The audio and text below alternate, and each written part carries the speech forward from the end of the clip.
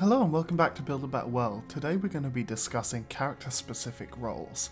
Now, I know I personally am guilty of doing this, but a lot of DMs will sometimes forget to ask for perception rolls and stuff like that, and just start describing the room laid out in front of the players. It's easy to do, you get sucked into the moment, it happens. But when you do ask for the roles, make sure that certain player classes notice certain things. For example, an artificer may notice certain machinery, or a ranger may know that the mountain boar head on the wall is from a specific region. Little things like this kind of add a little bit more depth to your characters and kind of solidify the role and the class that they're playing. If you're enjoying the content, don't forget to drop a heart and a plus, and we'll catch you all tomorrow. Welcome back to Build a Better World. Today we have another one from TQLoudly on Twitter. Keep track of the time within your world, even if it's just day by day. It doesn't have to be hour by hour or anything like that. As long as you have some sort of calendar, even if you use the real world calendar, and you just buy a cheap one and you mark it up on that.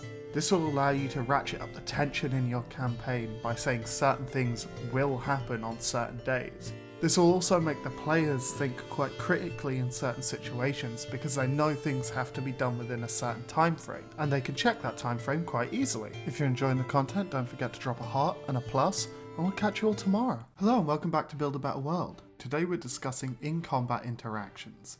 Now, combat can get a little bit boring after a while, especially if it's the same party, they haven't leveled up in a while, you're trying to make the campaign last a bit longer. Something you can do is add environmental in-combat interactions into a fight. Say you're in a big cave and there's wooden struts along the side. You can mention to your players, some of the wooden struts look damaged. The players may then try and break them, causing certain parts of the cave to collapse. This will allow you to do fights with stronger enemies with lower level players. This will make the fights more memorable and just overall give the players a big old boost to their confidence because they took out a really big enemy. Or they were smart in a situation where they didn't think they could overcome it. If you're enjoying the content, don't forget to drop a heart and a plus, and we'll catch you all tomorrow. Hello and welcome back to Build a Better World. Today we're going to be discussing character tropes.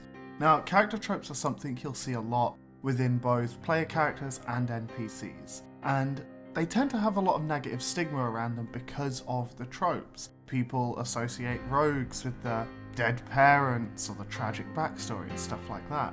Now, as much as I'm a fan of people having unique backstories and kind of things that switch from the norm for what their character would be, I think that tropes are absolutely fine for player characters and NPCs to use. These tropes exist and are popular for a reason. Give your characters the tropes. Let your player characters have trope-esque backstories.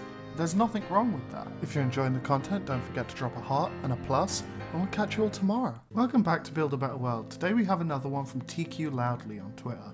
TQL says that we should leave landmarks, at least some of them, unlabelled within the maps of the world or certain locations. This will allow you as a DM to adjust and fill out things as you go along, and it allows the players to have a sense of mystery to the surrounding world. What is this unlabelled temple? What does it house? Where is it from? It's a really great little tip for building the world, and it's something that in the long run will make your life as a DM a lot easier, and your players will have more incentive to explore because it's something that even they don't know about. If you're enjoying the content, don't forget to drop a heart and a plus, and we'll catch you all tomorrow. Hello and welcome back to Build a Better World. Today's episode comes from the Burnt Coin on Twitter. Now, today we're going to be discussing Dungeons & Dragons and anxiety. I myself understand, and as do many others, and I'm sure yourselves do, that Dungeons & Dragons is a very social game, and for a lot of people that can be very daunting, very scary. Especially the social aspect of it. Maybe it's to do with interacting with people, or going into it and feeling like you don't know enough, and that's perfectly fine. I myself, some of my players, and many other people that I have talked to have actually jumped into D&D despite having anxiety severe enough to the point that they won't interact with other people, and have said that by just jumping in and doing it, it's helped them a lot in the long run, because it's forced interaction with other people, but in a fun way, in a friendly and controlled environment. If you're enjoying the content, don't forget to drop a heart and a plus, and we'll catch you all tomorrow. Hello and welcome back to Build a Better World. Today we're talking about a D&D Library Generator. The Jennifer Busrow D&D Library Generator is just a super useful little thing that I found a little while back that just creates a stock list of books that a library would have in, entirely auto-generated. From the title of the book, the author, what its primary topic is, a secondary topic, the amount of copies it's got, an age limit on it, what region it's specific to, what language it's written in, and even the length of the book. This is just a super useful little thing you can kind of steal bits and pieces from to flesh out the world, make it feel a bit more real. If you're enjoying the content, don't forget to drop a heart and a plus, and we'll catch you all tomorrow. Hello and welcome back to Build a Better World. Today we're going to be discussing trying other systems.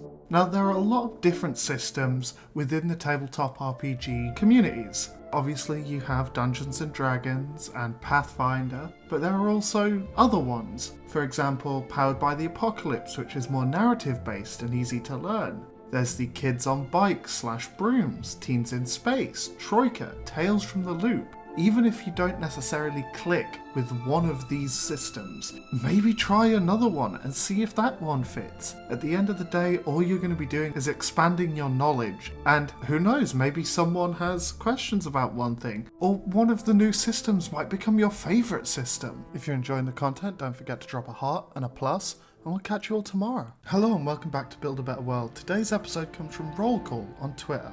So today we're going to be discussing the Roll20.net Compendium, which is a super useful little bit of kit. So although you do have to physically pay for this, it is something that I personally would say is very, very useful to have.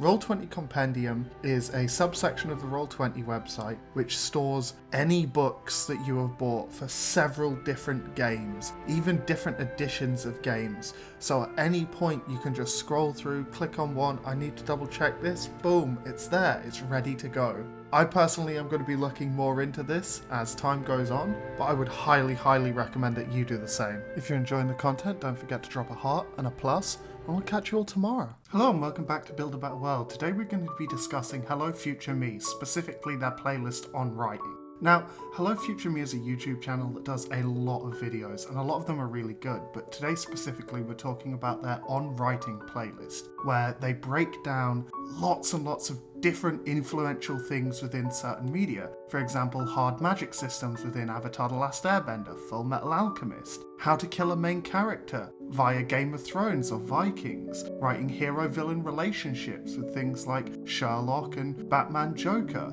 V for Vendetta with their Justifying Revolution, final battles within Avatar, Lord of the Rings, Star Wars and Pirates of the Caribbean. Just lots and lots of stuff that breaks it down really in depth so that you can take bits from it and learn them yourself and implement them into your games. If you're enjoying the content, don't forget to drop a heart and a plus, and we'll catch you all tomorrow.